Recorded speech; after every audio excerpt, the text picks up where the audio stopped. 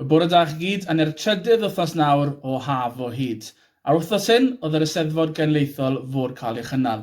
Felly nawr, ni'n mynd i wneud stori a sain, sef cystadleuaeth neu gweithgaredd i ni fel arfer wneud mewn ysgolion mewn Eisteddfod ddwl.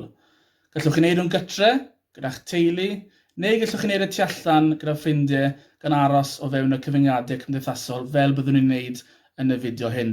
Gallwch chi defnyddio'r un stori a byddwn ni'n defnyddio, neu gallwch chi ysgrifennu'ch stori eich hunain a wneud hwnna ar gyfer y stori a sain.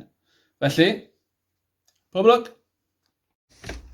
Reit, mae Emyr, neu Mr Richards, fel mae lot o'ch chi'n abod yn mynd i helpu fi wneud y stori sain yma, felly, goni off. Roedd y ceiliog wedi canu ers amser wrth geisio deffro pawb. Pan ganodd yr cloc larwm, roedd pawb wedi deffro gan gynnwys y babi. Roedd Mari yn paratoi brecwast o facw na wy wedi ffrio. Roedd radio ymlaen ganddi, a pwy arall ond y Welsh Whisperer. Ni belo nawr, ie belo nawr, ie belo nawr, ie belo nawr, o, mae boes y wlad i gyd yn belo nawr.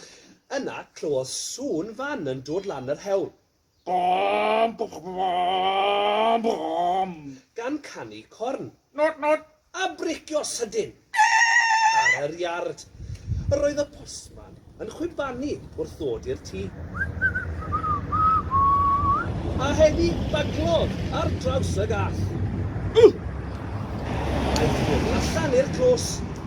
Roedd y gwartheg yn brefi yn disgwyl cael ei godro.